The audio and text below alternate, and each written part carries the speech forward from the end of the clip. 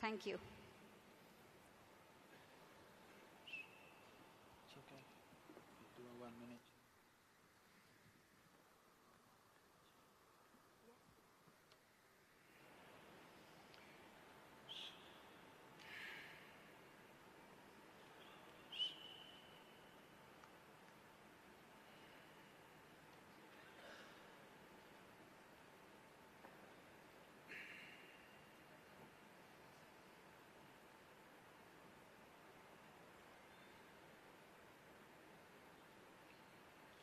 Jananam sukadam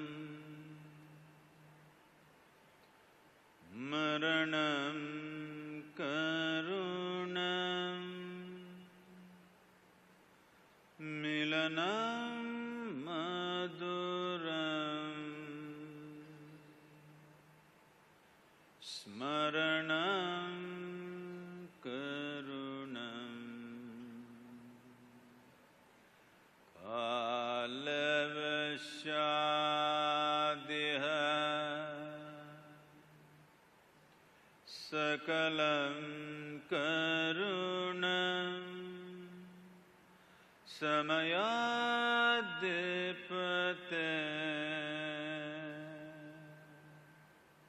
akilam karunam.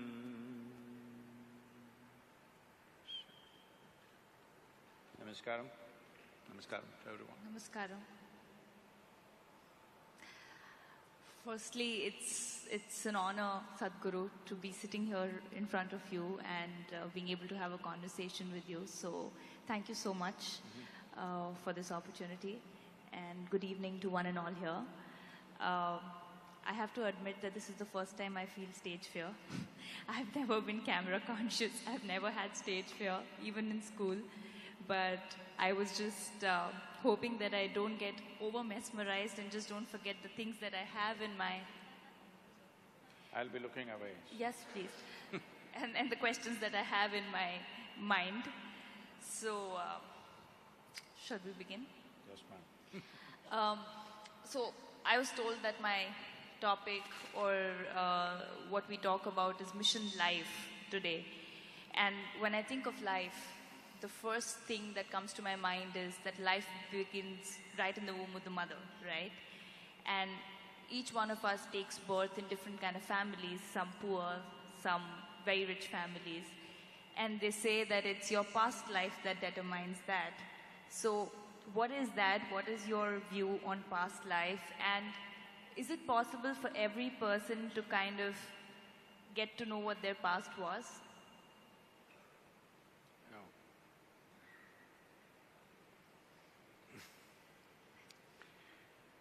Now, it is true that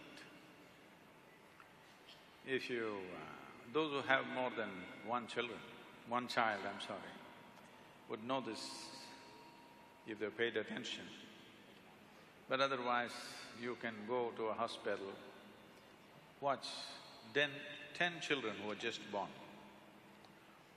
You will see these 10 children are not same, they're just born, but they're not same. Each one of them have their own characteristic. Even if 2 children have come of the same parents, you have a sibling? Yes, I have a younger Nothing brother. like you. No, we are poles apart. So, though same genetics, same home, same food, probably same school many times, but so different. So obviously, from this we can assume there is some other data. Though genetic data is same, atmosphere is same, everything else, all the inputs are same, but there is some other data which is making you so different from your sibling, which is in every home, it is true. Very rare that 2 siblings are of similar nature. So obviously there is some other information which is making one person so different from the other. See, what makes you very different from another person is essentially what you remember, isn't it? Suppose I wiped out your memory and I wiped out another person's memory totally, both of them would act about similar. Only because you have a memory, it is so different. Now when we say memory, what you know as conscious memory is only a very small part of the memory. Do you remember how your great-great-great-great-great-grandmother looked like? No. Her nose is sitting on your face though, isn't it? Your body remembers. This body remembers so much that you cannot even imagine, that much it remembers. So you can say this is just genetic. It is not just genetic. There are 8 forms of memory.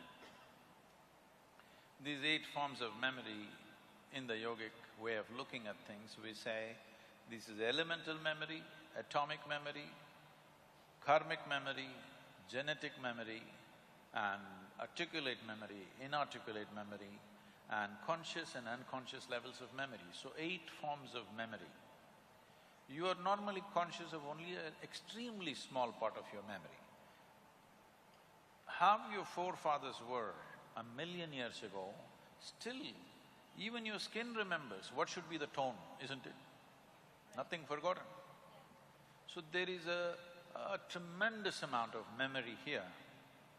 So what you're calling as karma, what you're calling as past life, there is memory. Past life is memory, isn't it? Right now what happened yesterday is only in your memory, it's not hanging anywhere here. So, does life go beyond the birth of this body? Definitely it does, but I don't want you to believe such things. Because the moment you believe such things, you start imagining things. This is gone crazy, particularly in United States. Anybody who says, if they like this person, oh, maybe our past life. 3 days of romance and then they realize there's no future. Right. So, if you start believing these things, your imagination will fly, it's no good.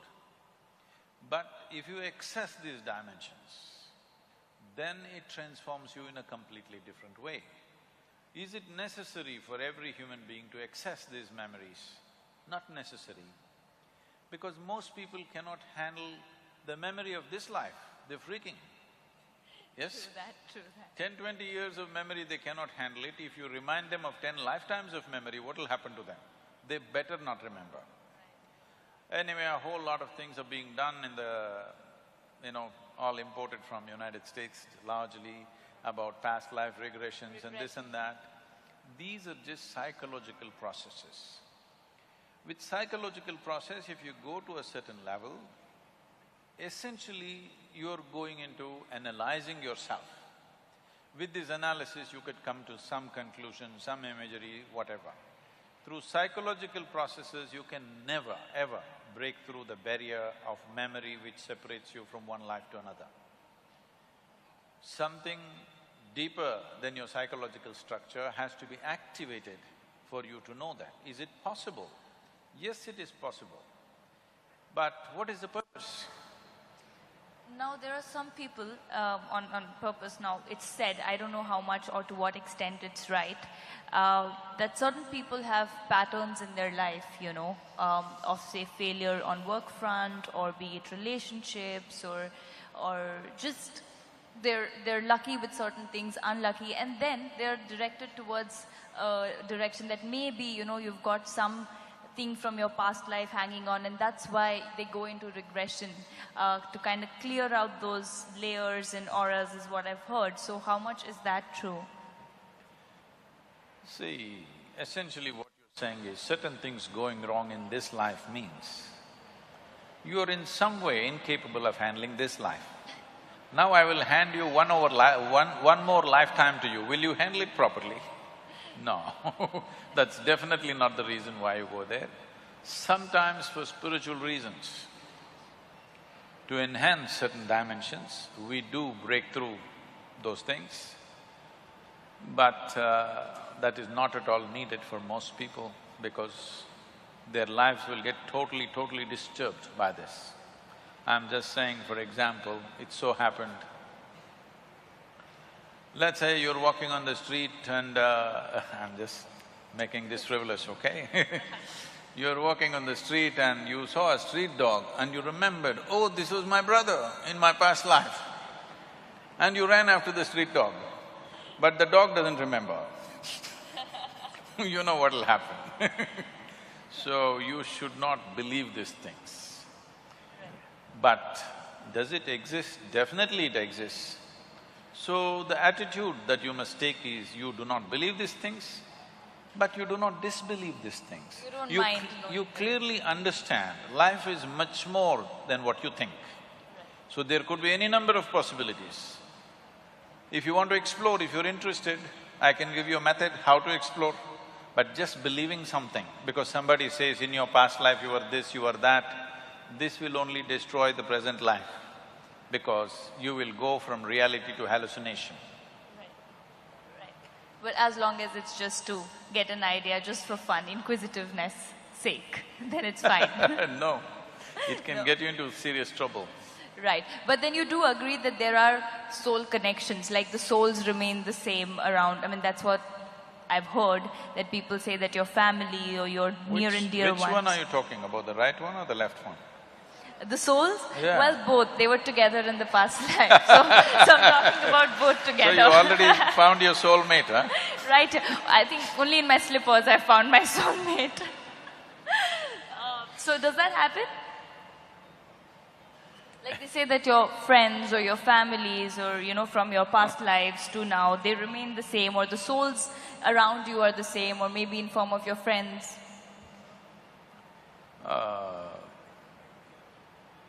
I would advise people to make new and numerous and new friendships now. Even for lifetimes, if you can't make new friends and the same idiots are going with you every lifetime, That's really sad. you must be in a terrible condition. Yeah. I know you come from a profession where people used to sing Janam Janam all the time, but not anymore. No. We just make them believe on screen, trust me. Not anymore, right? No, only on screen we Only still in make them believe. 70s, Janam Janam happened, not anymore. Even now we dance around the trees and make them believe that that exists, but the reality is quite different. Okay, so, karma is something that's always been a very intriguing factor for me, because you say what goes around comes around, and your karma comes right in front of you. Still, I always feel that in a country like ours, there is so much that people get away with, in terms of corruption, in terms of crime, or power takes over. Where does karma come in? Is karma limited to only poor people, and it doesn't apply for the rich or the powerful? See, this is a very, unfortunately, a simplistic representation. You're suffering, so it's your karma. I think if somebody is suffering, to tell him, it's your karma, so you're suffering, is not some great insight into karmic substance of that person. It's just that you lack humanity. You're going through something painful, I say, oh, it's your karma. This is lack of humanity, not some insight into life or such. Let's understand what is karma. See, the way you understand, the way you perceive, experience, understand anything that comes your way depends on the past memory that you have. For example, what kind of music do you like? Anything that's soothing to the ears. Heavy metal? No. Not at all soothing to the ears. Okay. So you want some soothing music. So if we play heavy metal music for you, and this music can be only played at full volume, anything less than that it doesn't work. So if we play heavy metal music for you at full volume, you will have a nervous breakdown. But there is some young people there, same sound. In one person's ears, it becomes music. For another person, it's noise. So, how you recognize a particular sound, this is your karma. This is why in this country we told you, when we say karma, we did not say that you need to be punished, you're suffering, you're being punished. This is not the karma aspect. Karma means action. We are performing 4 dimensions of action right now as you sit here. Physical action is happening, mental action is happening, they're saying you're very brainy. They're putting pressure on me. Emotional action is happening, energy action is happening.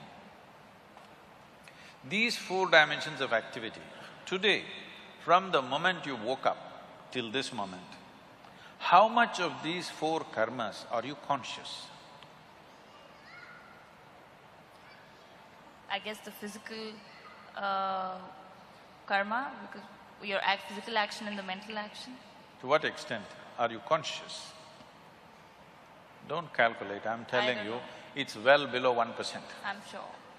I'm sure. So, when only 1% of your activity is conscious, your life is accidental, that's what it means. Let's say you drive on the street. You drive for 10 minutes. On the Visakhapatnam streets, they're not too bad. They're very good. Roads are good and traffic is better than most of the places. In this city, you drive for 10 minutes and for only 1% of the time you keep your eyes open, rest of the time you drive with your eyes closed. It's accident, not accidental. No, sometimes people are compassionate, they may make way for you. So, it's not accidental, it's an accident, it's going to be a crash. 100%. Yes. So that is what is happening with life. This is why so much stress, so much fear, because largely it is happening unconsciously. What you're doing, what your body is doing, what your energies are doing, what your thought is doing, emotion is doing, very small speck people are conscious of, rest is unconscious. If you increase the size of what is conscious, suddenly it feels like everything is in your hands. If you can consciously conduct your body in every way, 15 to 20% of your life and destiny will be in your hands.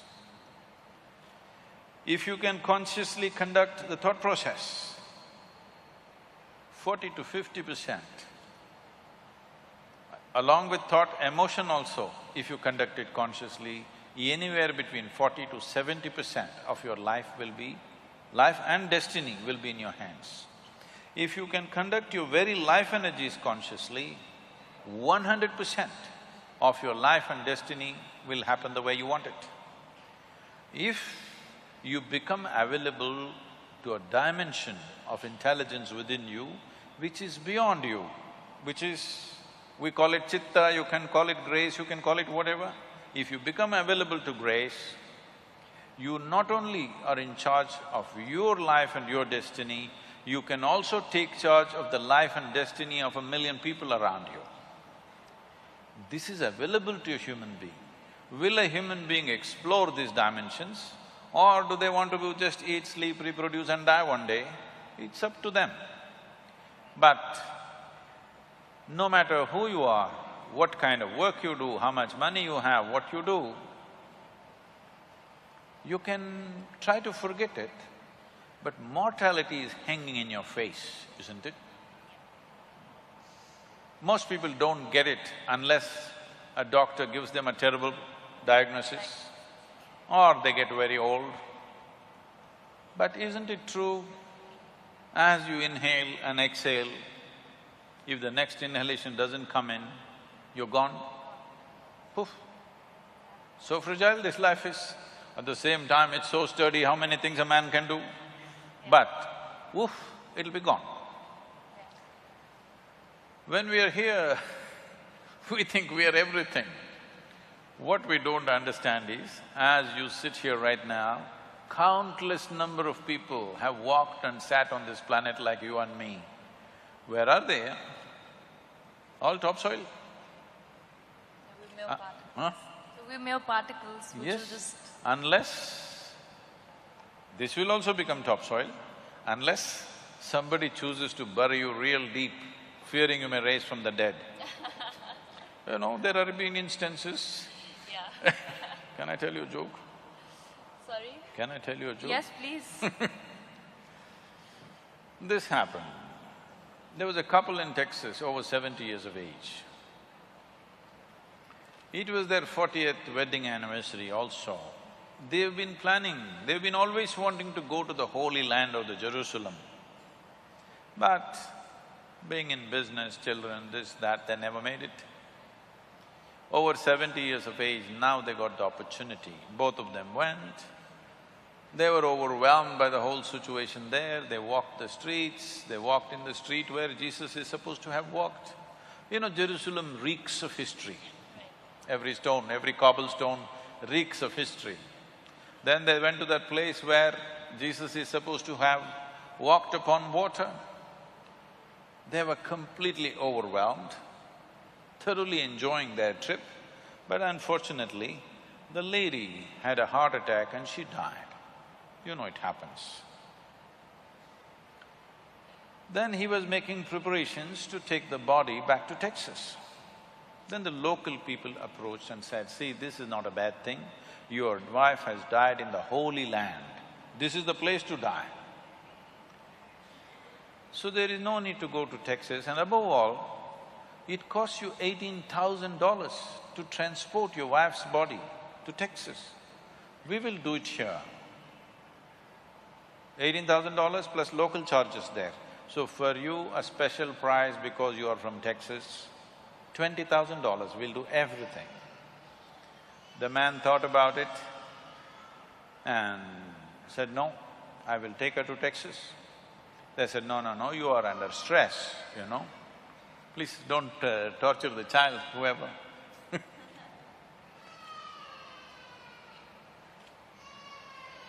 He's just started his life, he doesn't want to know about past life and Or too much karma. so, $20,000. $20,000. Then they said, you are under stress, you are not able to think clearly, we will give you a discount, $15,000. Let's do it. The man thought about it and said, no, I will take her to Texas. They said, no, no, no, you are under duress, you're not able to see things clearly. What is the point? This is the place to die, Jerusalem, this is the Holy Land, she wanted to come here and she died here. This is where it must happen. You are under deep stress, so because of your distress and suffering, we will give you a super discount, $10,000, let's do it. You know, this is Jerusalem, you can bargain. Yeah. The man thought about it and he said, no, I'm taking her to Texas. Then they said, why? Doesn't make sense. Why are you doing this? The man said, in Texas, dead stay dead. In Jersey.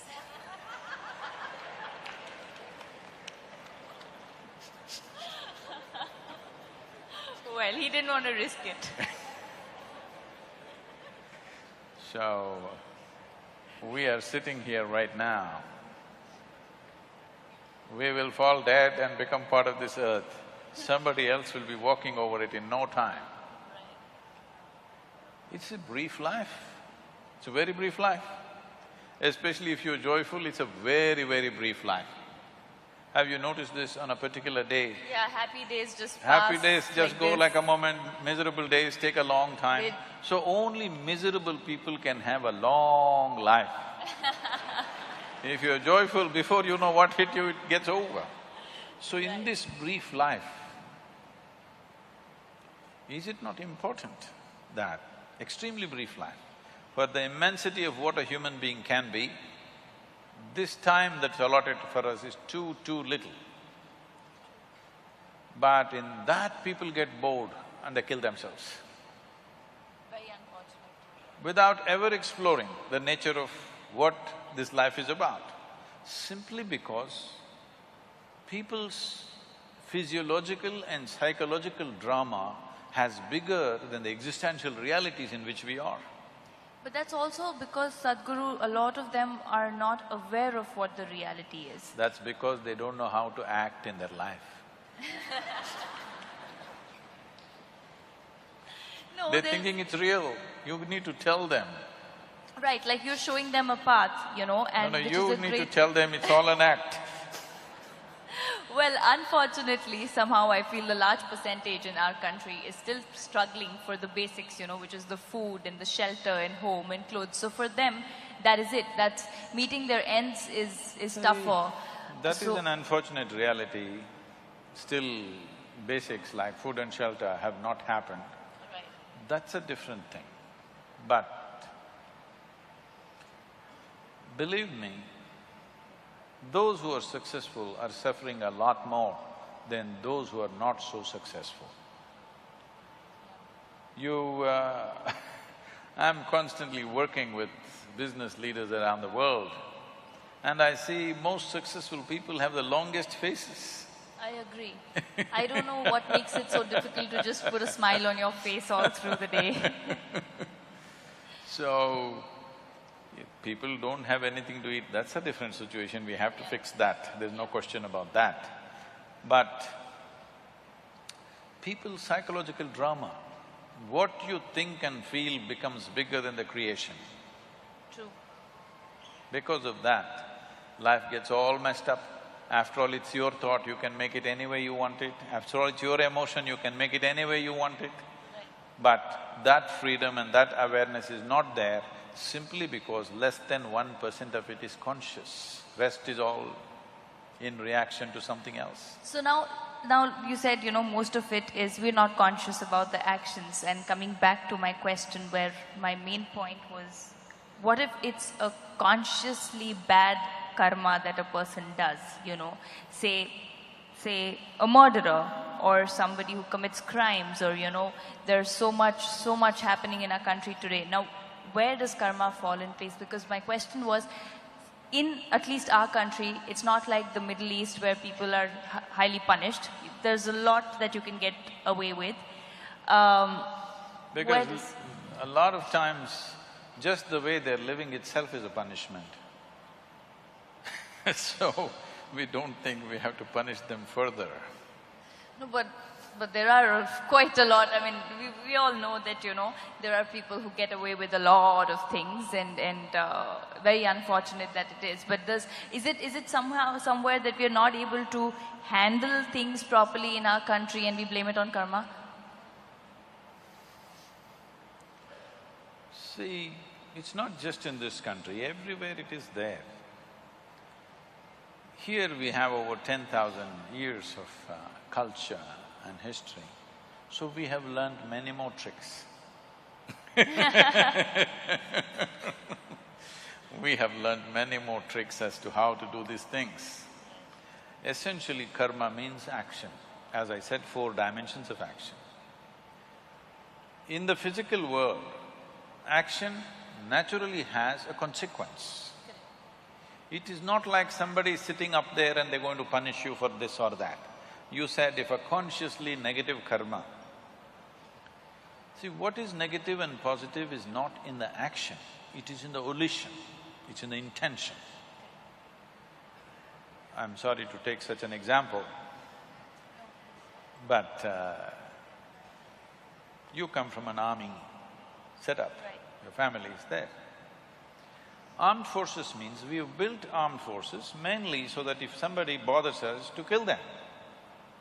Nothing wrong with that. You get a medal for that. Because we're doing it for a cause that we believe is sacred for us. But we must understand somebody else unfortunately believes their cause is also sacred. So don't take karma there, because there are many people who believe what they're doing is God's own work and they're willing to die for it. But it's against us, so we don't like it. Well, we didn't start the problem, that's our argument.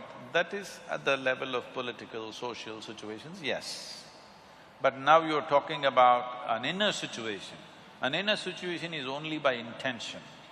Intention is fixed, everybody thinks what they're doing is great. If you and me were 2 different countries, I'm fighting for my country, you're fighting for your country, Our intentions are right. so Right. Now, Now coming to intention, like you say that your thought is something that when you give it out to the universe, like the law of attraction, the ask. You've been reading all these American books. I've read inner engineering as well, but so it just makes me curious about these things. When you say the law of attraction, where you ask, believe, and receive, anything that is sent out to the universe in a positive direction or in a constant direction rather, happens, because they say that you design your destiny, you design your life. Like you just happen to say that, your conscious efforts, you can have control over your life. Now, coming to intentions, now what if you're sending out a positive signal, great. What if someone is… No, I did not agree with that. You made a theory. There are lots of holes. Okay, so my question, you did not agree to it. So my question is, if someone is sending out, okay, you want your life to be a certain way, you send out positive signals, which is great. But… To whom? To the universe. To the universe. Which direction? Up or down? That's what I'm asking. How does the law of attraction work? Does it really work? It doesn't work. It doesn't work? So what works? How do you design your own Law destiny? of attraction is something that happens between opposites. Yes? Whether two magnets or two opposites, male and female, or whichever way, law of attraction is always between opposites, isn't it? From North Pole to South Pole to this and that, it is working like that. Right. Now you're talking about the universe.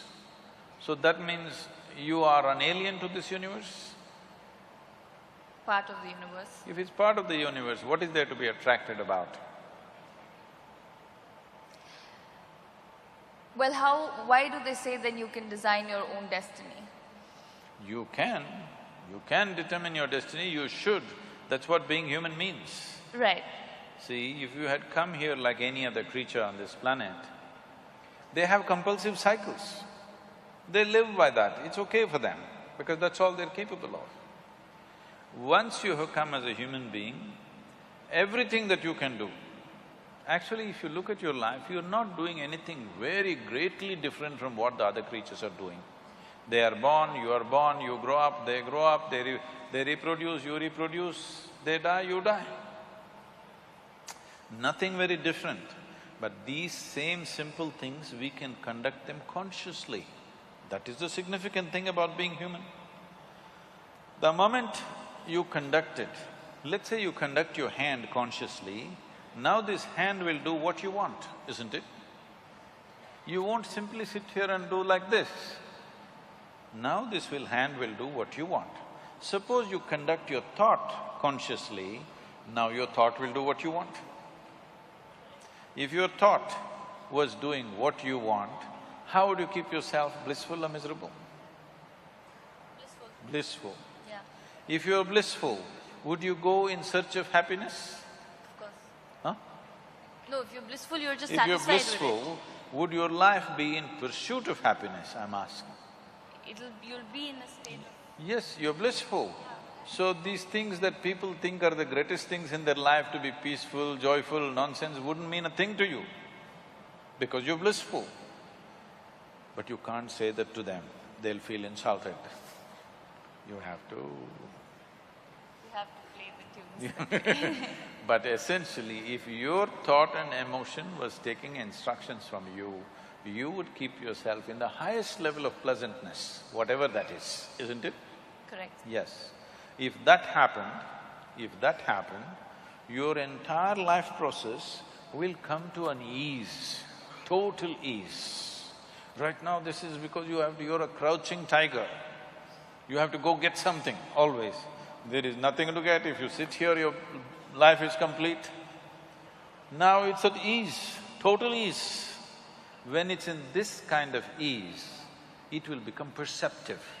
Now, just pursuing a profession, making money, or even being joyful, or being loving, or falling in love, nothing means anything to you, because just sitting here, the highest level of pleasantness is happening to you. So what would you do with that life? Naturally, you would explore something that is not in your perception right now. This is how spiritual process begins. This is how you take charge of your life. Now you wish for something, it happened. I want you to know this. For most people, at least 50% of what they wish happens. It is just that they are focusing on a few things that did not happen. If you want to be fair, in a reasonably well-settled society, 90% of what they wish happens. It is the 10% they're complaining about. Yeah. Hello? Isn't it so? Yeah. 90% of your life is happening the way you want it. The 10% you're cribbing, you're never enjoying the 90% because this 10% did not happen the way you want it. Yeah. So already, to a large extent, you're in control of your destiny. A little is going off, but that little can bother you. It's like you drove 100 kilometers properly. Let's say you have to drive 100 kilometers. 90 kilometers you went properly where you want to go. At the 91st kilometer, you crashed. Still it's not good, isn't it? Yeah. So that's why they're complaining. I'm not saying they're complaining for nothing. Because at 90 kilometers, everything went well, just before reaching, something crashed. So they still suffer for that. Now, right now, this is because situations are happening around us. Not all situations will ever happen the way we want it. Because situation is not just me. Situation is so many people involved, so many forces involved. All of them need not happen my way. But if I'm happening my way, I'm blissful, okay? Whether the golf ball flies straight or goes into the mountains, I'm still blissful. Right. As long as you're playing golf. Even if I'm not playing. Right. So now coming to this, now as long as things happen your way and you're on your own path and you're blissful and positive… No. I'm not saying as long as things happen your way, you will be blissful. If you're blissful, things will it happen. doesn't matter which way it happens. Right, Whichever way it happens, you're blissful. right. See, this is essentially, the world has put cart before the horse. You tell me, it is easier to take charge of yourself or it's easier to take charge of all these people? It's tougher to take charge of yourself, Oh, you can take charge of these people, try. No, because people… No, because why I'm saying that is because people don't realize that they need to take charge of themselves and are out there to take charge of societies and communities and people and trying to change others. No, right now, you're sitting here. To myself. Is it easier to take charge of yourself or take charge of all these people? Myself. Yourself. You must first do that, no? What is simple and easy? If you take charge of yourself, let us see how much we can get cooperation from these people. Now, when you say you're in pursuit of happiness, what this means is, you want all of them to function the way you want. Then you will be happy. Now, when we say, if this happens, I will be happy, if that happens, I will be happy, what it means is, the world should function, the universe should respond your way. That's not what I'm saying. No, I don't believe in that because that's trying to put conditionality into everything that, this is how it should function according to me. What I was saying was that, say, okay, for example, a very basic example of somebody wants to be an actor or somebody wants to be a cricketer, and I'm taking a very basic example of what you want to do in life. And you work… Let's say it did not happen. It did not happen means what? People did not like your acting, or the selectors did not like your cricket, something happened. Right. So what you want did not happen. Can you still sit here blissfully? That's a question. Not a lot of people That is can. why I'm saying, what you're trying to do is, when you say, everybody should like what I'm doing, in some way you have to take charge of their minds, that's what you're doing. In some way, through your cinema or whatever, in some way you're taking charge of their mind and doing what appeals to them, and that's why it's working, isn't it? Otherwise it won't be working. Right. So, which is easier, taking charge of this or taking charge of them? This. If you take charge of this, now you are not in pursuit of your happiness, you are not tense about anything, there is no, sword hanging on your head, you will do everything to the fullest, to the hilt, because you don't care what happens. Whatever happens, you'll be still fine, this much you know. Now you will naturally do everything wonderfully well because there's absolutely no concern, because you're not a vested interest anymore. You will do what is needed without any effort. So, what somebody thinks is a great circus and a feat, you will do it joyfully, playfully. Right. So, well, you just completely negated the fact that there's no law of attraction. There is nothing No, like that. there is. I'm sure a lot of people are attracted to you. Not that law of attraction of the universe gives you what you want. But anyways, No. Where is the universe, I'm asking? right here, we are a part of the universe. When Adi Yogi was asked by the 7 sages, who are today known as the Saptarishis, they asked, where does the universe begin? Where does it end? How big is it? What is it? So he laughed and said, I can pack your entire cosmos into a mustard seed. That's a very efficient packing, isn't it? Very, very. So, because what you think is time and space is because of the nature of your mind. What is there, if you transcend the limitations of your own logical mind, what is there is here, what is here is there, what is then is now, what is now is then. Everything, time and space gets all mixed up in your perception. Right. So, when this happens, now you won't be talking to the universe. Those who are not on talking terms with their neighbors talk to the universe. Right. Now, say, you know, in today's competitive world, or where people really think that you need to there's cutthroat competition and you're working towards it, and then there's negativity, and say if someone is, for example, I'll take an example of myself. I believe in completely just working towards your goal and being positive about it and not looking around on what's happening or what people are doing. So my question is that there's a certain positive energy that you are surrounded with.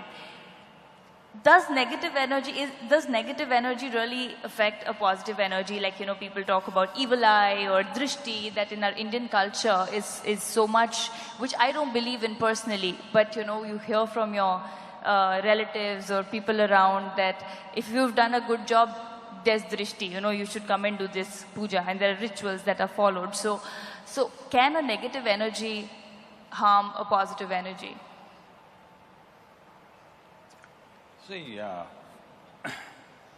instead of looking at this as positive energy and negative energy, the same energy can function positively or negatively. What is, if something works favorably for me, I say it's positive. If it is works as a detriment, I say it's negative. But it is not essentially negative or positive. It may be, what is darkness for you is light for a whole lot of creatures on this planet, isn't it? Electricity is right now doing positive things to us, so if you stick your finger into it, it does something else to you. It is still positive as far as you touch the positive only, not the negative. Right. So, what it does is simply dependent upon variety of things, the way it arranges itself. So, is there something like you are surrounded by some negativity which affects your body, mind, energy, everything? Yes, there is. This is something, just 3-4 days ago, they were giving me the studies they have done. In our yoga center, we have a rejuvenation center. We have what is called as Klesha Nashana Kriya. Sorry, what is it called? Klesha Nashana Kriya, that means a kriya which destroys impurities. To put it simply, few of them knew what to do, maybe previous generation knew, gradually they just started doing like this. But if you observe a person and do it in the right way, it does certain things, so we have a whole scientific process. How to do this, just the same thing. See, today let's say you're very exhausted or… Rejuvenates you Yes, completely. rejuvenates you in some sense. So this is a water wash. Similarly, we can do wind wash, we can do fire wash, We can do substance wash, like with grains and other things we can do.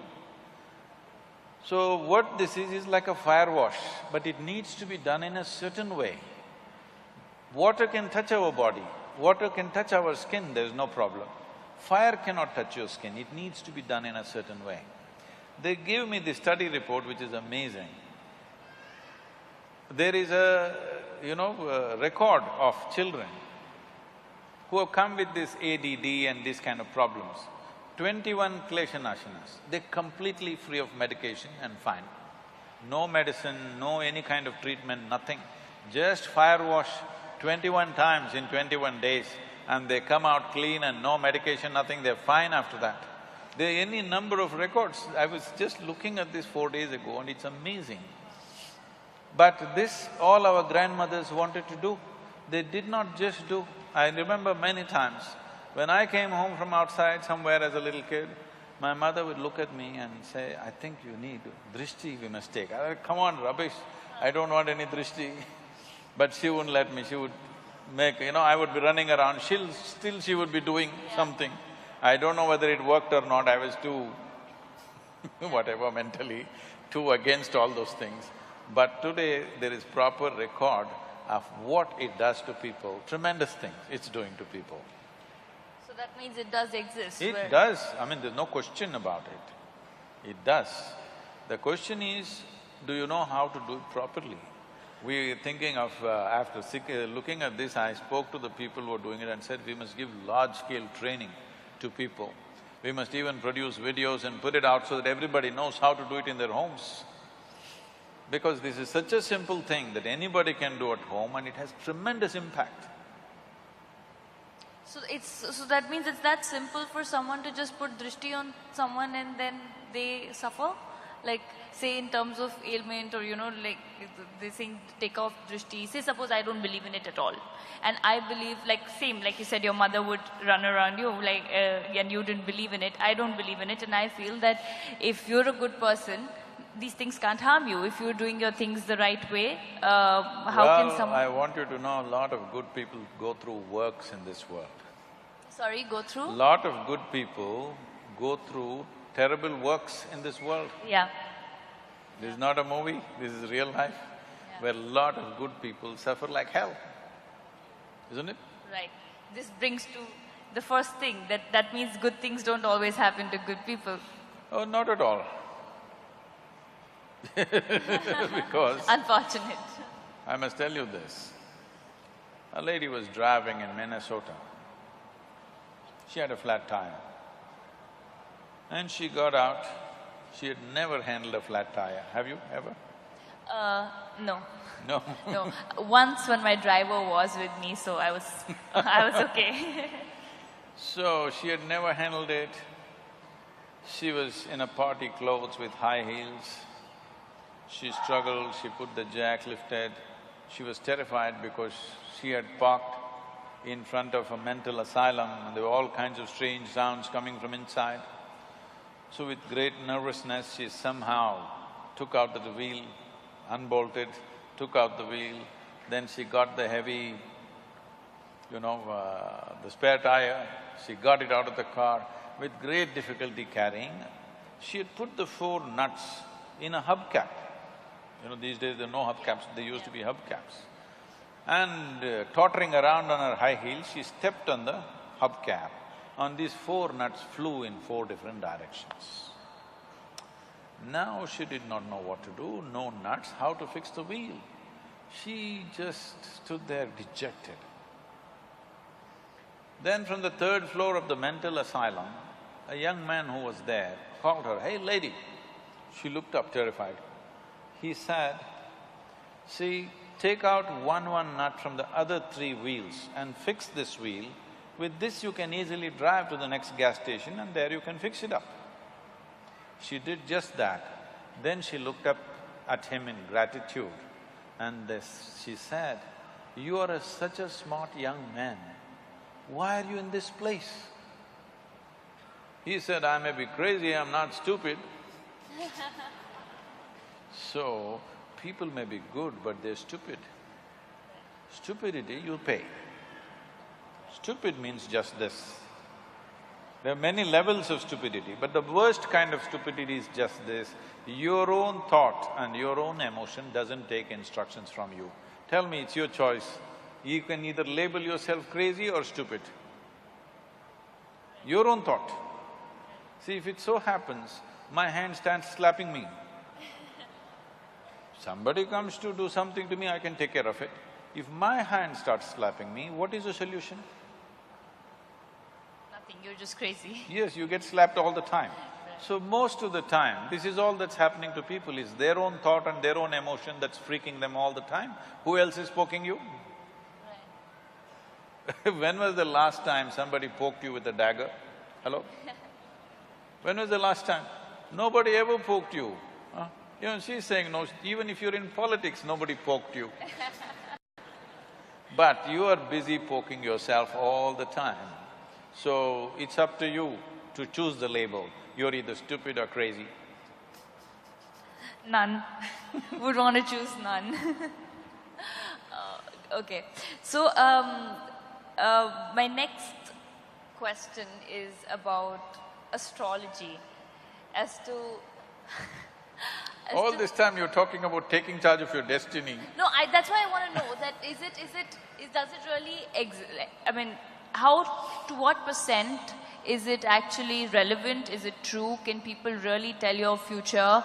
Because I am somebody, if somebody says, you can't do this and I really want to do that, I'm like, hell yeah, I'm gonna change it and I'm gonna be able to do it, whether it's my work or my workspace or whatever.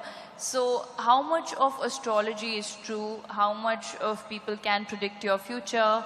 Is it true that we are born with, you know, a certain life that people predict? You have a horoscope? I do, which I've never read, but they say a lot of things. I said a horoscope. Horoscope? Yeah. No. It's a horoscope because if it's already written what you could do and could not do, your life is a horror. True. Isn't There's it? no excitement in life then. It's not about excitement, there's no potential. Right. It's already written. You're not a potential life. You're a past life. We could have just framed the horoscope and bury you. Right. Instead of framing your picture after you die, we can frame the horoscope and bury you today. What is the problem? It's anyway the same thing. Because once you're past, it is just that which people remember about you, either it's written or in their minds, like a story. So there's no science to it. We'll come to that. There is some. See, every object, especially if it's a large object like a planet or a star, it is exuding its own reverberation. Right now, this vessel is exuding its own reverberation, believe me. It is. Scientifically, we can prove this, that it is exuding a certain level of reverberation. Right now, it contains water, so it is exuding one kind of reverb. Suppose we put milk in it, it will be exuding another kind of reverb. Suppose I pour some mercury in it, it will exude something totally different. So every object, every physical form has its own reverberation.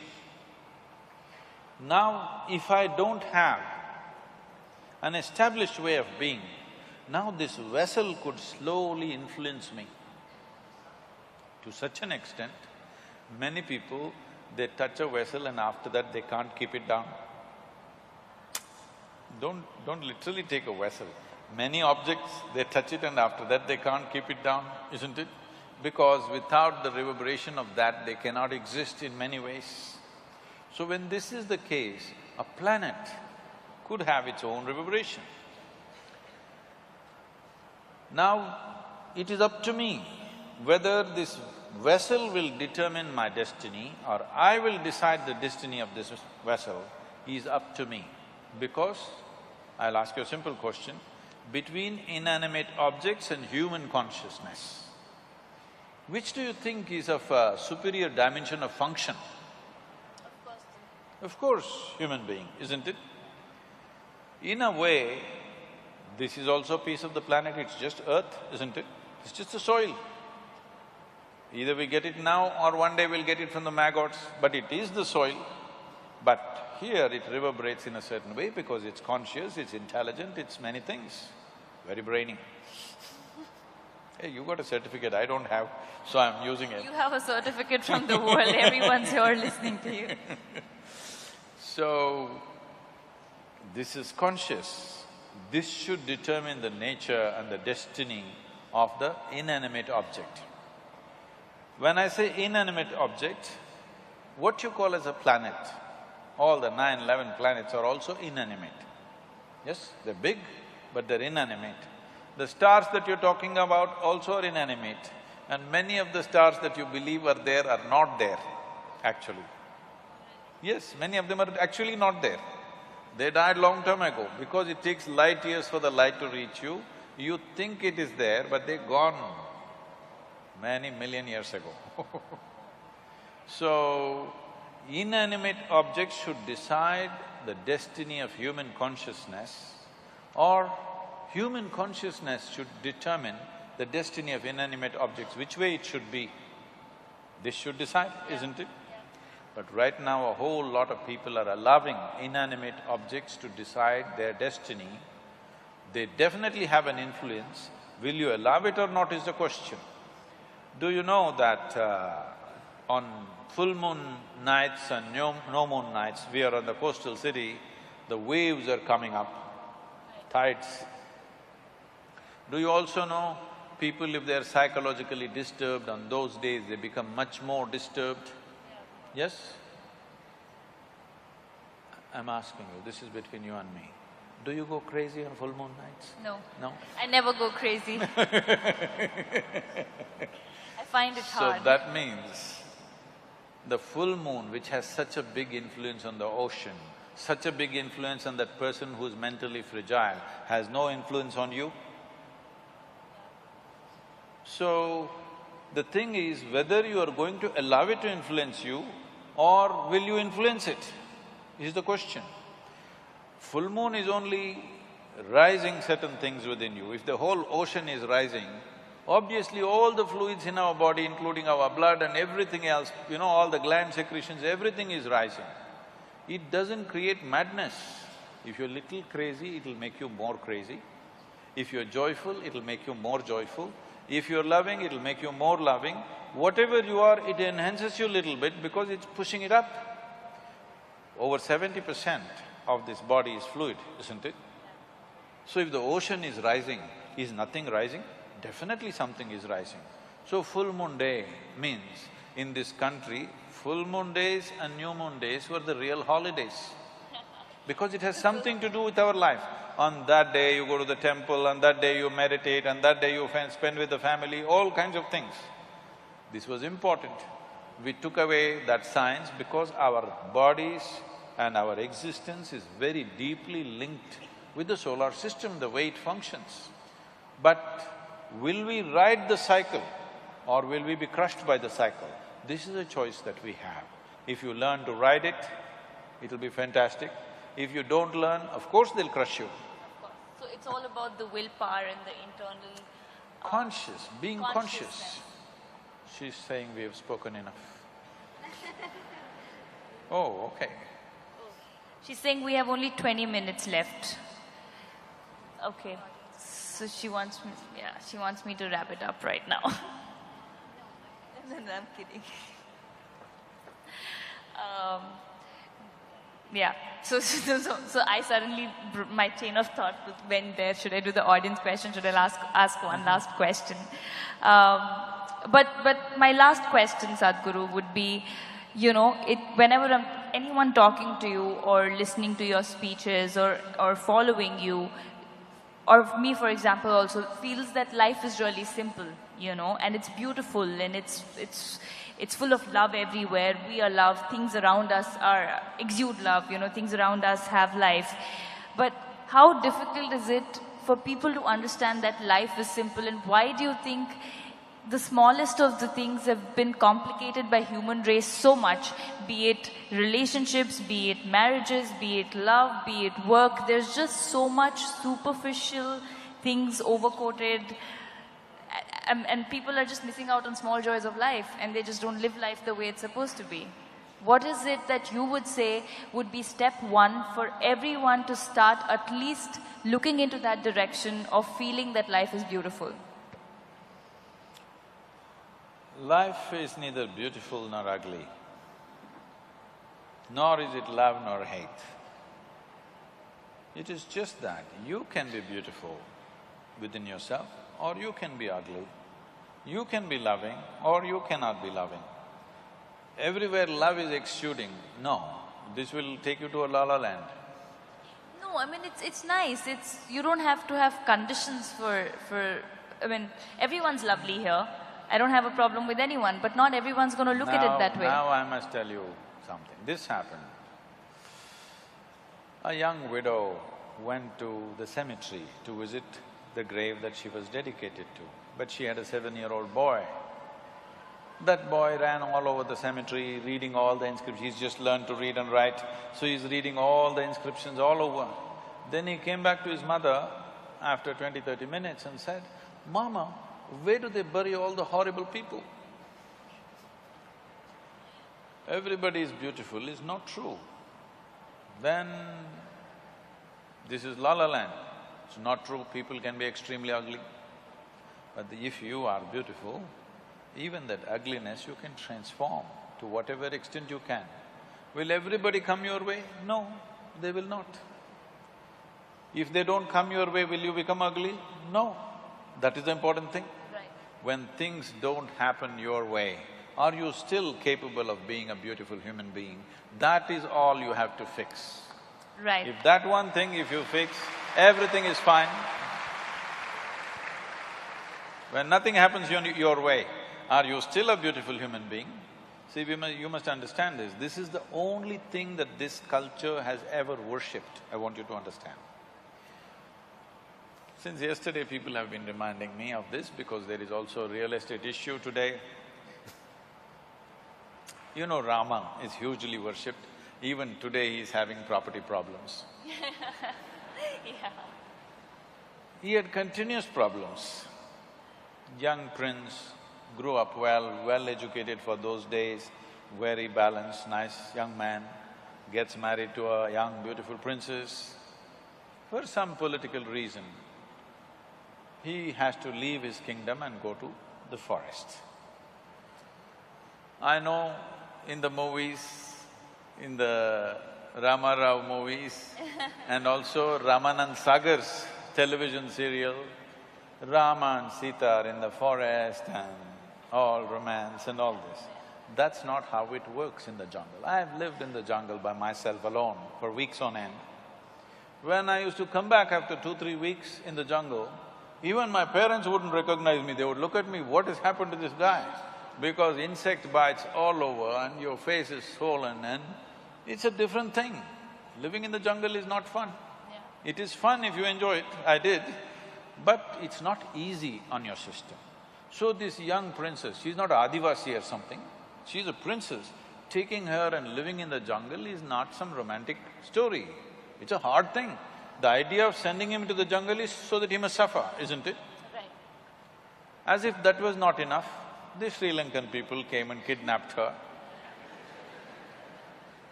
From where? From Uttar Pradesh, huh? Not here. From Uttar Pradesh, they steal his wife and go away. He is a king, he could have found some local solution for himself, but his wife means so much to him, he follows all the way, walking all the way down, no airplane to fly, walked all the way, the kidnapper had a plane, all right?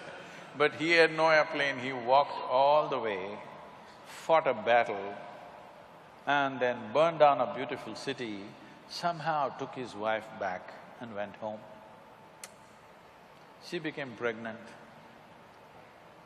For a king, his wife becoming pregnant is very important because he has an empire, he needs a son, all these things are there. But at that time again some political issue happens, then he has to send his wife away to the jungle. No sonogram. He does not know whether she's bearing boys or girls or what. Two boys come, he does not know. Then he fights a battle with those two boys without knowing they are his sons. For most human beings in their life, if anything truly horrible has to happen, knowingly or unknowingly, they kill their own children. That is the worst thing that can happen to them, isn't it? He almost did it, not knowing. He almost killed both his boys. And then his dear wife, obviously she's dear to him, otherwise he wouldn't have followed all the way down. His dear wife dies in the jungle and he never sees her in his life. This is not a success story, isn't it? But even in recent times, during the independence freedom struggle, Mahatma Gandhi went on referring to Ramaraj, because in this culture, one of the best administrations ever has been Rama's administration, how he administered his nation. So, when all this extreme drama was happening in his life, worst kind of drama is happening in it. This guy never married again. He lived alone, he almost killed his own children, complete disastrous life. But he remained balanced and did his administration and whatever work he has to do with such balance and efficiency that after 5,000–6,000 years, when we talk about a ideal nation, we say Ramaraj. Right. So, the essential thing is this, whatever the drama, however bad it is, every deal is bad. What happened in his life, if one of those things happened to most people, they'll crack up. Yeah. One of those things, serial disaster. But he is doing everything to the best of his ability that he can do in the given moment and fulfilling his duties, whatever he has to do. So it is that freedom that he has from his drama that's happening around him, absolutely free. This is mukti. As he is alive, is Jivan Mukti, as he is alive, he is free. It is that freedom that we are bowing down to, not his being a king or a god or whatever, because the man remained free of the extreme drama that was continuously happening around him.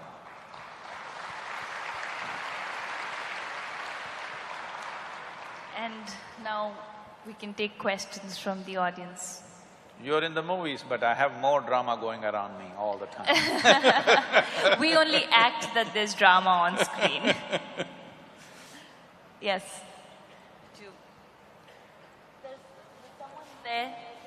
No, there's someone standing there. He raised his hand. Do we send a mic there?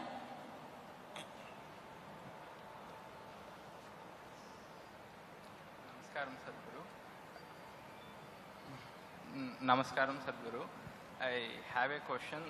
Before the question… Can't hear. Okay.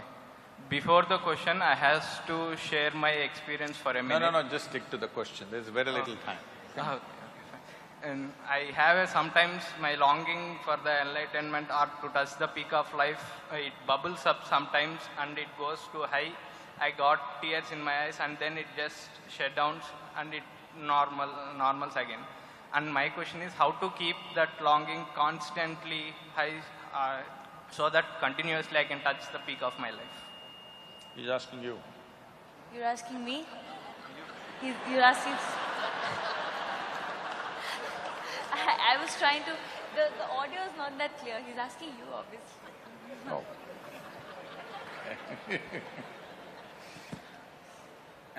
This… So, see, every human being, even if you take those human beings who you think are the most miserable sort, even they have their moments of joy, otherwise they wouldn't be alive. Yes or no? There's not a single moment of joy in their life, they would have taken their life long time ago. There is joy, but they're also manufacturing misery. So this is something you must understand. People think love, joy, ecstasy are happening to them. Once you make this mistake, you also start thinking misery, frustration, anxiety, depression is happening to you. No, you are doing it to yourself. You can do either joy to yourself or misery to yourself, agony to yourself or ecstasy to yourself. If you want to know how to do what you want with this, Do you agree with me? I'm speaking technically today because if I speak poetry, it will be misunderstood. If you speak philosophy, it'll go all over the place. Technicality, technology is something that you cannot distort, at least. Do you agree with me that this human mechanism is the most sophisticated mechanism on this planet? Huh? Do you? Not your new iPhone. No. This eye is far more sophisticated than anything. I'm asking you, have you read the user's manual, sir? No, you're an accidental user.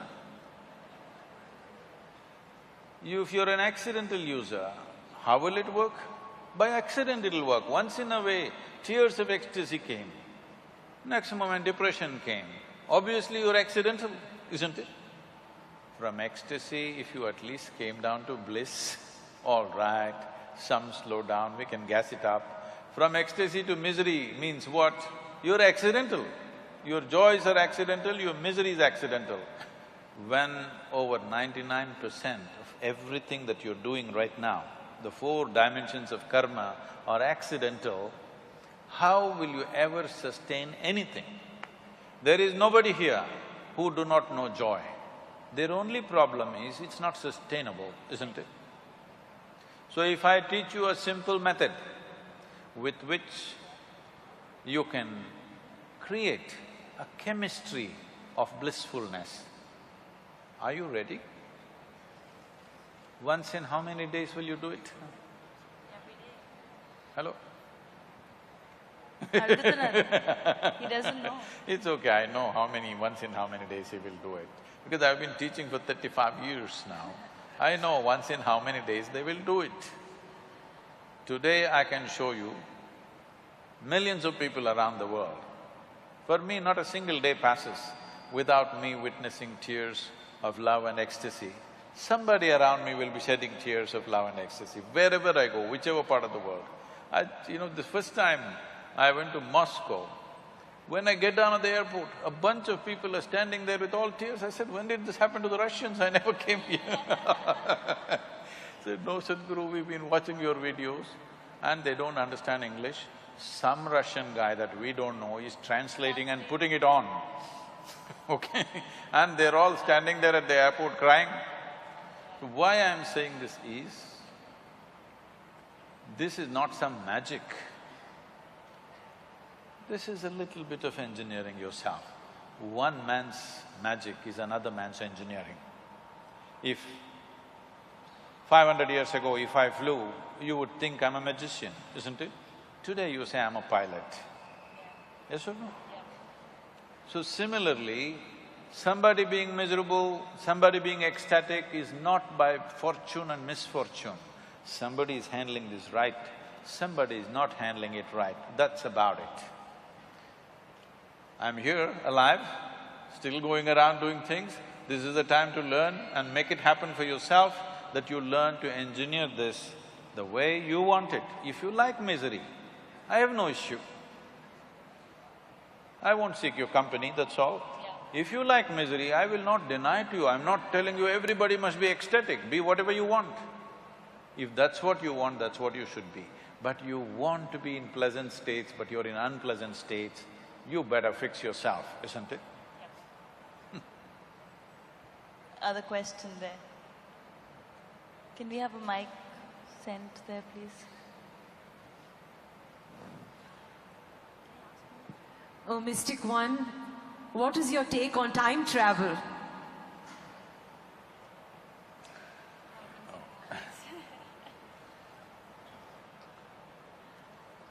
I thought my number was different. Okay. Time travel, I think I already spoke about it, and this idea of time and space comes to you because you're working within certain limitations, functioning within certain limitations. See, in the yogic way of looking at things, generally, how Modern physics also is moving towards this direction at a very top level, but generally the textbooks physics that you read in the high school says because there is distance, because there is space, it takes certain amount of time to get there. Isn't this how you understand? Now from here you have to drive to your home. Because there is distance, because there is 2 kilometers, it will take so many minutes. No, that's not how creation is. Because there is time, there is distance. Doesn't make any logical sense to you. Because time is of two different types. The way you know the time right now, you understand the time because something here is going in cyclical moments. You understand what is a day, what is a night, what is today, what is tomorrow, simply because the planet spun once. Or if the moon goes around, we say it's a month. If the planet goes around the sun, we say it's a year. Essentially, your understanding of time is cyclical in nature. Anything that moves cyclically, by that you come to the understanding what time it is, by counting that. Suppose nothing was cyclical, how would you know time? But still there would be time, isn't it? So in your experience right now, only cyclical dimension of the physical seems like time to you because your whole experience of life right now is limited to your physical nature in the sense you know life only by seeing, hearing, smelling, tasting and touching, isn't it? If you could not see, hear, smell, taste or touch right now, you would have no experience of life, either of what's around you or even yourself. It happens to you when you fall asleep that you are not seeing, you're not hearing, you're not smelling, you're not tasting, you're not touching, neither the world exists nor you exist.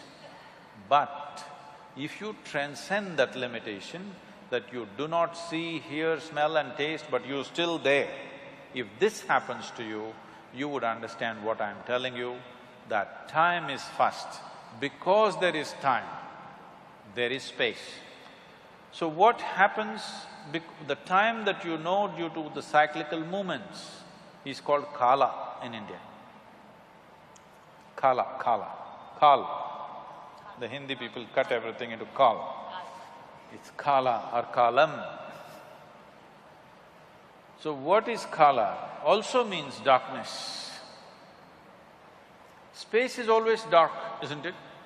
We're using the same word to represent both time and space because space is born out of time. And you understand time only because of the cyclical nature. But if you know time, which is beyond cyclical movements of whatever, physical entities, then we say you know Mahakala, a greater time which is not of cyclical nature. So if you touch this dimension called Mahakal or Mahakala, in Tamil we are Mahakalam, if you touch that dimension, then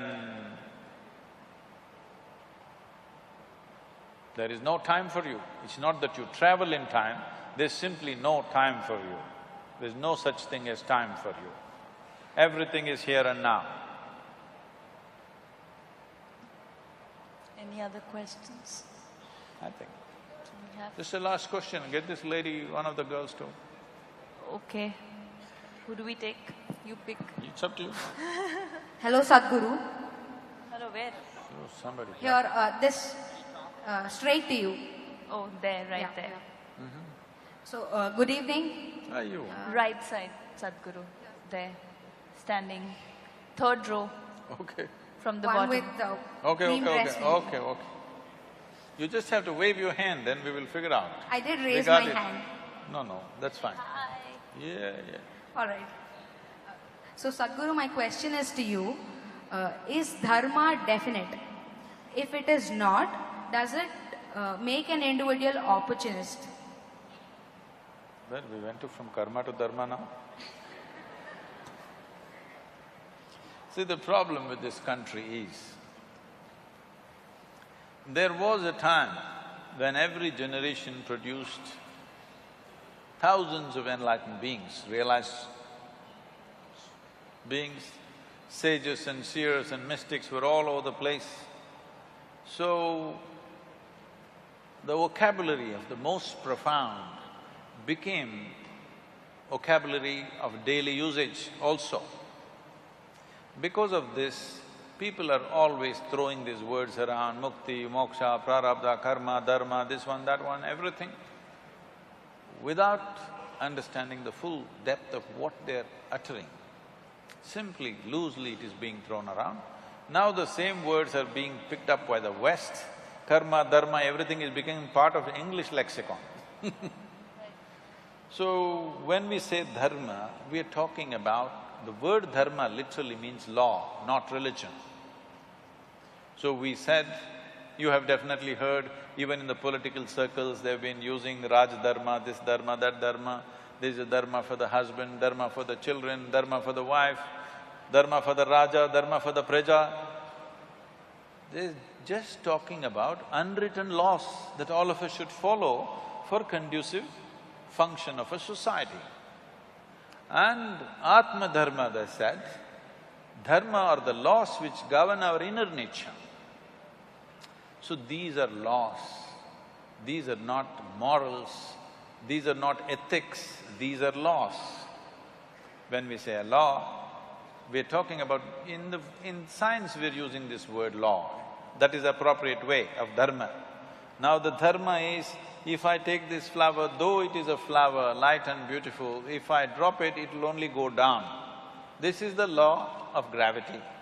We can say this is the dharma of this bhumi, that if you drop something, it'll go only down, it'll not go up. This is the bhumi dharma. So they spoke in their own language of the time. So dharma essentially meant a law, not some kind of a policy or religion or anything else. Today slowly it's become like this, dharma means it's becoming a religion.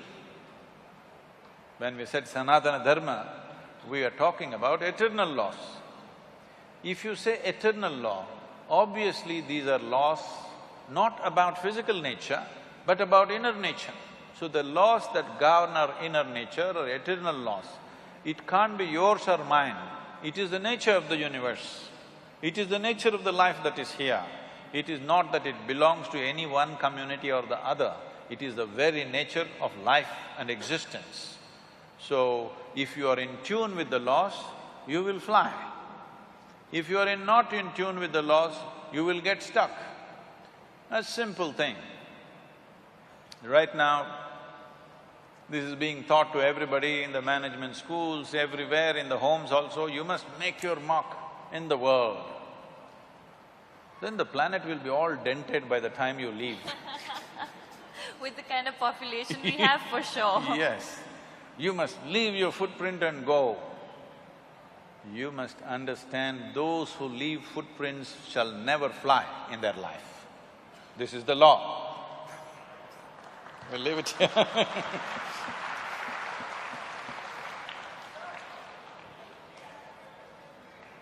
Thank you, everybody. I'm sure… Madam is the boss. I'm sure you must have enjoyed this session as much as we have enjoyed bringing it to you. We thank Rakul Preet and Sadhguruji for this thoughtful exploration. Thank you very much, all of you, for being here.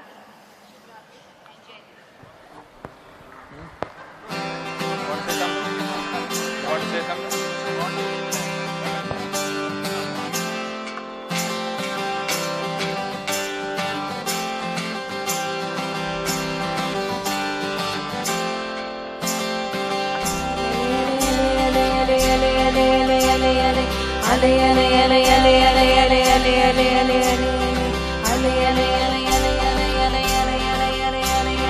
మనసు ఎగురుతున్నదు హాయిని వెతుకుతున్నదు బ్రతుకులైజ మెరుగరానిదై